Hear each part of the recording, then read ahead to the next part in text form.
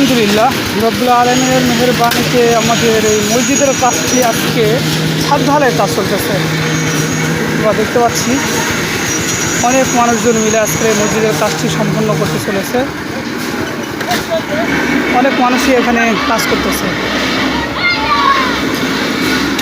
মসজিদের এই কাজের উদ্যোগে আজকে আমাদের গ্রামের মানুষের খাওয়া দাওয়ার আয়োজন করা হয়েছে।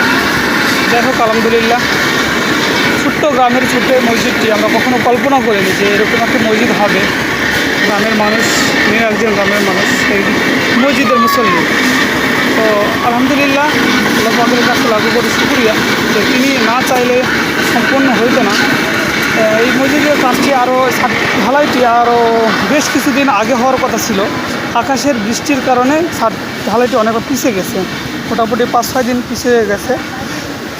তো যাই হোক আলহামদুলিল্লাহ আজকে আকাশটি অনেকটাই ভালো আছে, তারপরেও ফোটা বৃষ্টি পড়তেছে। যে আল্লাহ রব্বুল আলামিন আমাদেরকে যেন এই কাজটি সম্পন্ন করার তৌফিক দেন, বৃষ্টি যেন না হয়। আপনারা দোয়া করবেন সকলেই, আল্লাহ রব্বুল আলামিন যেন আমাদেরকে একটু সময় দেন এই মসজিদের ছাদ ঢালাইটি হওয়া পর্যন্ত।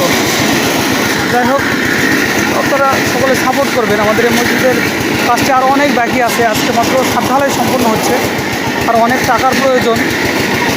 গ্রামের মানুষেরা অনেকটাই সাহায্য করেছে, যাই যতটুকু করেছে, আরও অনেক টাকার প্রয়োজন। তো আলহামদুলিল্লাহ সেগুলো হয়ে যাবে ইনশাল্লাহ। আল্লাহ যেখান থেকেই হোক সেগুলো ব্যবস্থা করে দেবেন। তো আপনারা সকলে, আপনাদের কাছে আমি দোয়া চাচ্ছি যে দোয়া ছাড়া আমাদের করার কিছুই নেই। আমাদের স্বার্থ নেই যে এতদূর পর্যন্ত পৌঁছানো।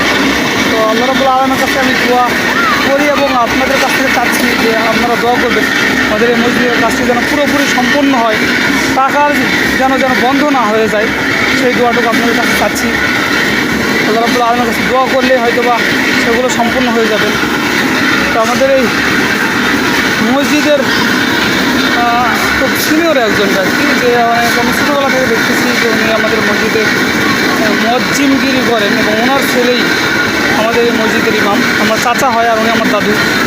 তো আলহামদুলিল্লাহ আল্লাহ রাব্বুল আলামিন তাকে নেক হায়াত দিক, আল্লাহ রাব্বুল আলামিন তাকে সুস্থতা দান করুক, সারা জীবন যেন সে সুস্থ থাকে। আপনারাও দোয়া করবেন। তো অনেক কষ্ট করে আমাদের এই মসজিদটাকে পরিচালনা করতেছে অনেক দিন যাবত। আপনাদের কাছে এতটুকুই আমার চাওয়া, এর চেয়ে বেশি আমি কিছু চাই না। আল্লাহ রাব্বুল আলামিন যেন আমাদের মসজিদের কাজ সম্পূর্ণ করে দেন।